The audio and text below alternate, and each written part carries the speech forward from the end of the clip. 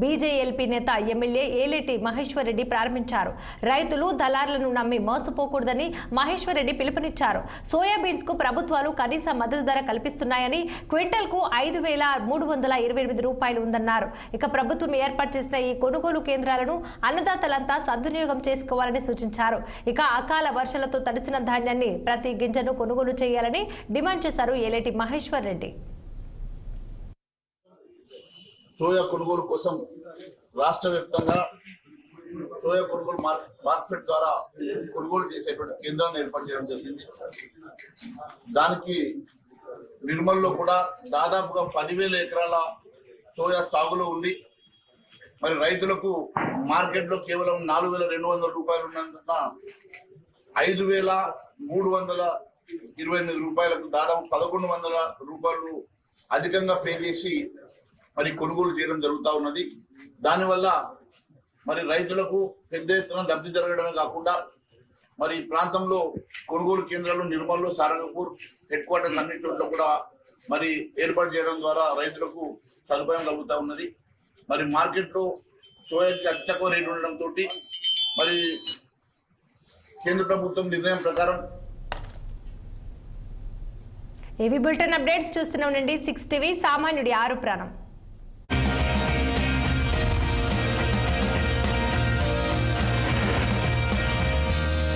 జిల్లా స్థాయి వార్తల నుండి జాతీయ అంతర్జాతీయ స్థాయి వరకు ఉండే తాజా వార్తలు, live programmes, fresh news bulletins, ఇలా వార్త ఏదైనా క్షణాల్లో మీ ముందుకు తీసుకువచ్చే వార్తా ఛానల్ 6 టీవీ. అటు డిజిటల్ ప్లాట్ఫామ్ తో పాటు ఇటు టెలివిజన్ లో కూడా 6 టీవీ వార్తా ప్రసారాలు అందుబాటులో ఉన్నాయి. మీ అభిమాన 6 టీవీ ఇప్పుడు టాటా స్కైలో 1.76 లో వీక్షించవచ్చు. అలానే స్టార్ వేలో 337, జీడీపీఎల్ లో 66, ఏపీ ఫైబర్ నెట్ లో 66, ఇంకా ఎస్ఎస్సీలో 56, ఎస్డీవీలో 73, బ్రైట్ వేలో 67 మన 6 టీవీ ప్రసారం అవుతుంది.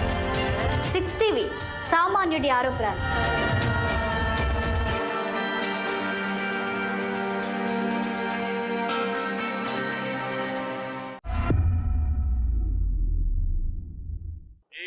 पचासवीं जयंती का ऐतिहासिक अवसर एकता नगर की ये दिव्य सुबह, ये विहंगम दृश्य सरदार साहब के चरणों में हमारी उपस्थिति आज हम सब एक महान क्षण के साक्षी बन रहे हैं। देश भर में हो रही एकता दौड़, रन फॉर यूनिटी, कोटि कोटि भारतीयों का उत्साह हम नए भारत की संकल्प शक्ति को साक्षात महसूस कर रहे हैं। अभी यहां जो कार्यक्रम हुए, कल शाम जो अद्भुत प्रस्तुति हुई, उनमें भी अतीत की परंपरा थी, वर्तमान का श्रम और शौर्य था और भविष्य की सिद्धि की झलक भी थी। सरदार साहब की 150वीं जयंती के उपलक्ष्य में स्मृति सिक्का और विशेष डाक टिकट भी जारी किया गया है। मैं सभी 140 करोड़ देशवासियों को सरदार साहब की जयंती की, राष्ट्रीय एकता दिवस की बहुत बहुत बधाई देता हूं, अनेक अनेक शुभकामनाएं देता हूं। साथियों, सरदार पटेल मानते थे कि इतिहास लिखने में समय नहीं गंवाना चाहिए, हमें तो इतिहास बनाने के लिए मेहनत करनी चाहिए। उनकी ये भावना हमें उनकी जीवन गाथा में दिखाई देती। सरदार साहब ने जो नीतियां बनाई, जो निर्णय लिए, उन्होंने नया इतिहास रचा, नया इतिहास बनाया। आजादी के बाद 550 से ज्यादा रियासतों को एक साथ जोड़ने का असंभव कार्य को उन्होंने संभव करके दिखा दिया। एक भारत श्रेष्ठ भारत का विचार उनके लिए सर्वोपरि था। इसलिए आज सरदार पटेल की जयंती का दिन स्वाभाविक रूप से राष्ट्रीय एकता का महापर्व बन गया है। जिस तरह हम 140 करोड़ देशवासी 15 अगस्त को स्वतंत्रता दिवस मनाते हैं, 26 जनवरी को गणतंत्र दिवस मनाते हैं, वैसे ही एकता दिवस का महत्व हमारे लिए प्रेरणा की पल है, गर्व की पल है। आज करोड़ों लोगों ने एकता की शपथ ली है। हमने संकल्प लिया है कि हम ऐसे कार्यों को बढ़ावा देंगे जो देश की एकता को मजबूती दें। यहां एकता नगर में ही एकता मॉल, एकता गार्डन, एकता के सूत्र को सशक्त करते दिखते हैं। साथियों, हर ऐसी बात जो देश की एकता को कमजोर करती है, हर देशवासी को उससे दूर रहना है, ये राष्ट्रीय कर्तव्य है। ये सरदार साहब को सच्ची श्रद्धांजलि है। यही आज देश की जरूरत है। यही आज एकता दिवस का हर भारतीय के लिए संदेश भी है, संकल्प भी है। साथियों, सरदार साहब ने देश की संप्रभुता को सबसे ऊपर रखा, लेकिन दुर्भाग्य से सरदार साहब के निधन के बाद के वर्षों में देश की संप्रभुता को लेकर तब की सरकारों में उतनी गंभीरता नहीं रही। एक और कश्मीर में हुई गलतियां, दूसरी ओर पूर्वोत्तर में पैदा हुई समस्याएं और देश भर में जगह जगह पनपा नक्सलवाद, माओवादी आतंक, ये देश की संप्रभुता को सीधी चुनौतियां थी। लेकिन उस दौर की सरकारों ने सरदार साहब की नीतियों पर चलने की जगह रीढ़ विहीन रवैये को चुना। इसका परिणाम देश ने हिंसा और रक्तपात के रूप में झेला। साथियों, आज की युवा पीढ़ी में बहुत से लोगों को पता नहीं होगा, सरदार साहब चाहते थे जैसे उन्होंने बाकी रियासतों का विलय किया, वैसे ही पूरे कश्मीर का विलय हो। लेकिन नेहरू जी ने उनकी वो इच्छा पूरी नहीं होने दी।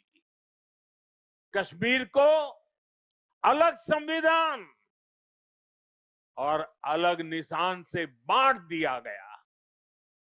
साथियों, कश्मीर पर कांग्रेस ने जो गलती की थी, उसकी आग में देश दशकों तक जलता रहा। कांग्रेस की लचर नीतियों के कारण कश्मीर का एक हिस्सा पाकिस्तान के अवैध कब्जे में चला गया। पाकिस्तान ने आतंकवाद को हवा दी। State sponsored terrorism. साथियों, कश्मीर और देश को इतनी बड़ी कीमत चुकानी पड़ी, लेकिन फिर भी कांग्रेस हमेशा आतंकवाद के आगे नतमस्तक रही। साथियों, कांग्रेस ने सरदार साहब के विजन को भुला दिया, लेकिन हम नहीं भूले।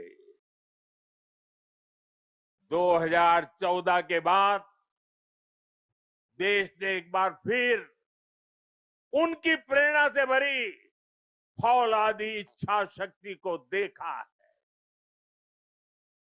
आज कश्मीर आर्टिकल 370 की जंजीरों को तोड़कर पूरी तरह मुख्य धारा से जुड़ चुका है। आज पाकिस्तान और आतंक के आकाओं को भी पता चला है कि भारत की असली ताकत क्या है। ऑपरेशन सिंदूर में पूरी दुनिया ने देखा है, आज अगर कोई भारत पर आंख उठाता है तो भारत घर में घुसकर मारता है।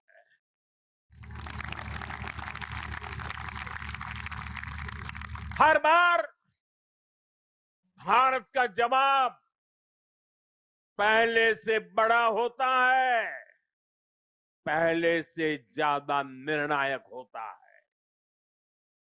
ये भारत के दुश्मनों के लिए एक संदेश भी है।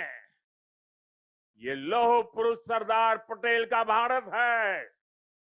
ये अपनी सुरक्षा और सम्मान से कभी भी समझौता नहीं करता है। साथियों, राष्ट्रीय सुरक्षा को लेकर पिछले 11 साल में भारत की सबसे बड़ी सफलता है नक्सलवाद, माओवादी आतंक की कमर तोड़ना। 2014 से पहले हमारे देश में हालत ऐसी थी कि देश के भीतर, देश के बीचों बीच नक्सली माओवादी अपनी हुकूमत चलाते थे। नक्सली क्षेत्रों में देश का संविधान नहीं चलता था। पुलिस प्रशासन वहां काम नहीं कर पाता था। नक्सली खुलेआम नए नए फरमान जारी करते थे, सड़कें नहीं बनने देते थे, स्कूल, कॉलेज और हॉस्पिटल को बम से उड़ा दिया जाता था और शासन प्रशासन उनके आगे लाचार नजर आता था। साथियों, 2014 के बाद हमारी सरकार ने नक्सलवाद, माओवादी आतंक पर प्रचंड प्रहार किया। हमने शहरों में बैठे अर्बन नक्सलियों के समर्थकों, अर्बन नक्सलियों को भी किनारे लगाया। हमने वैचारिक लड़ाई भी जीती और नक्सलियों के गढ़ में जाकर उनसे मोर्चा लिया। इसका परिणाम आज देश के सामने है। 2014 के पहले देश के करीब 125 जिले माओवादी आतंक की चपेट में थे। आज ये संख्या केवल 11 बची है और उसमें भी सिर्फ 3 जिलों में ही नक्सलवाद अभी भी कुछ गंभीर रूप से हावी है। और आज मैं सरदार पटेल के सानिध्य में एकता नगर की इस धरती से पूरे देश को भरोसा दिलाता हूं, जब तक देश नक्सलवाद, माओवाद, उस आतंक से पूरी तरह मुक्त नहीं हो जाता, हम रुकने वाले नहीं हैं, चैन से बैठने वाले नहीं हैं। साथियों, आज देश की एकता और आंतरिक सुरक्षा को बहुत बड़ा खतरा घुसपैठियों से भी है। देश के भीतर दशकों से विदेशी घुसपैठिए आते रहे, वो देशवासियों के संसाधनों पर कब्जा करते रहे, डेमोग्राफी का संतुलन बिगाड़ते रहे, देश की एकता दांव पर लगाते रहे। लेकिन पुरानी सरकारें इतनी बड़ी समस्या पर आंख मूंदे रही। वोट बैंक की राजनीति के लिए राष्ट्र की सुरक्षा को जानबूझकर खतरे में डाला गया। अब पहली बार देश ने इस बड़े खतरे के खिलाफ भी निर्णायक लड़ाई लड़ने की ठानी है। लाल किले से मैंने डेमोग्राफी मिशन का ऐलान किया है, लेकिन साथियों, अब आज जब हम इस विषय को गंभीरता से उठा रहे हैं, तो कुछ लोग देश हित से ज्यादा अपने स्वार्थ को ऊपर रख रहे हैं। ये लोग घुसपैठियों को अधिकार दिलाने के लिए राजनीतिक लड़ाई लड़ रहे हैं। इनको लगता है कि देश एक बार टूट गया, आगे भी टूटता रहे, इनको कोई फर्क नहीं पड़ता। जबकि सच्चाई ये है कि अगर देश की सुरक्षा और पहचान खतरे में आएगी, तो हर व्यक्ति खतरे में आएगा।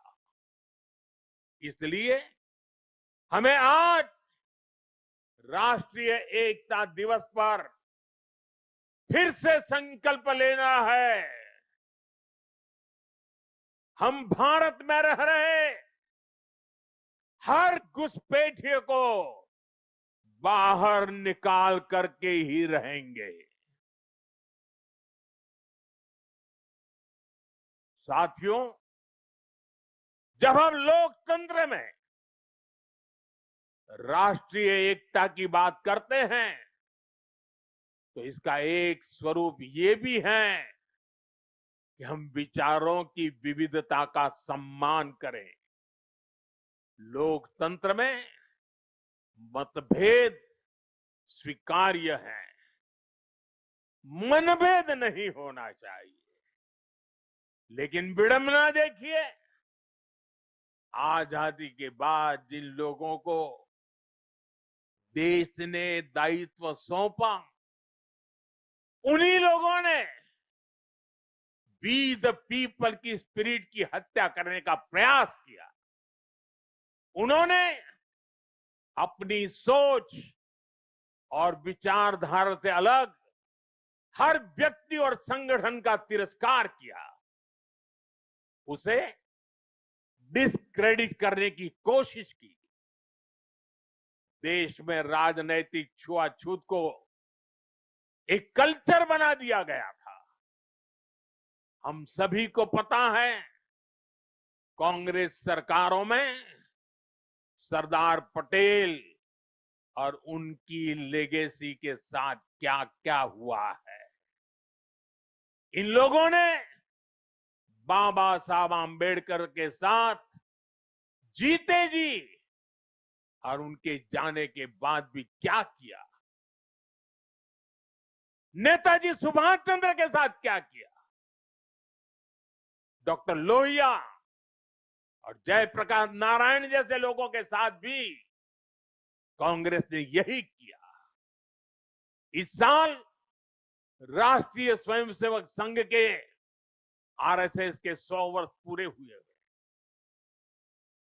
संघ पर भी कैसे कैसे हमले किए गए, षड्यंत्र किए गए। एक पार्टी, एक परिवार के बाहर हर व्यक्ति और हर विचार को अछूत बनाने की भरसक कोशिश हुई। भाइयों और बहनों, हमें गर्व है कि हमने देश को बांटने वाली इस राजनीतिक छुआछूत को खत्म किया है। हमने सरदार पटेल की स्टैच्यू ऑफ यूनिटी बनाई, हमने बाबा साहब के पंच तीर्थ बनवाए, दिल्ली में बाबा साहब का घर, उनका महापरिनिर्वाण स्थल कांग्रेस के दौर में उपेक्षा की वजह से दुर्दशा का शिकार था। हमने उस पवित्र स्थल को ऐतिहासिक मेमोरियल में बदला है। कांग्रेस के समय में सिर्फ एक पूर्व प्रधानमंत्री के नाम पर म्यूजियम था। हमने देश के अब जितने भी पीएम हुए हैं, उन सब के योगदान को समर्पित राजनीतिक छुआछूत से ऊपर उठ करके पीएम म्यूजियम बनाया है। हमने कर्पूरी ठाकुर जैसे जननायक को भारत रत्न दिया। पूरे जीवन कांग्रेस को समर्पित रहने वाले प्रणब दा को हमने भारत रत्न दिया और विरोधी विचार वाले मुलायम सिंह यादव जी जैसे नेता को भी हमने पद्म पुरस्कार से सम्मानित किया। इन फैसलों के पीछे सोच यही थी कि राजनैतिक मतभेदों से ऊपर उठकर देश के लिए एकजुट होने की भावना मजबूत हो। ऑपरेशन सिंदूर के बाद विदेशों में गए हमारे सर्वदलीय प्रतिनिधि मंडल में भी हमने एकता की इस झलक को देखी है। साथियों, राजनीतिक हितों के लिए देश की एकता पर प्रहार की सोच ये गुलामी की मानसिकता का हिस्सा है। कांग्रेस ने अंग्रेजों से केवल पार्टी और सत्ता ही नहीं पाई, बल्कि कांग्रेस ने गुलामी की मानसिकता को भी आत्मसात कर लिया था। आप देखिए, अभी कुछ दिन बाद ही हमारे राष्ट्रगीत वंदे मातरम के 150 साल होने जा रहे हैं। 1905 में जब अंग्रेजों ने बंगाल का विभाजन किया, उसके प्रतिरोध में वंदे मातरम हर देशवासी का स्वर बन गया था। वंदे मातरम देश की एकता और एकजुटता की आवाज बन गया था। अंग्रेजों ने वंदे मातरम बोलने की बात तक बैन लगाने की कोशिश की थी। अंग्रेज इस कोशिश में कभी भी कामयाब नहीं हो पाए।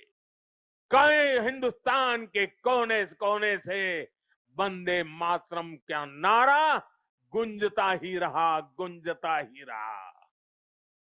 लेकिन जो काम अंग्रेज नहीं कर पाए, वो काम कांग्रेस ने कर दिया।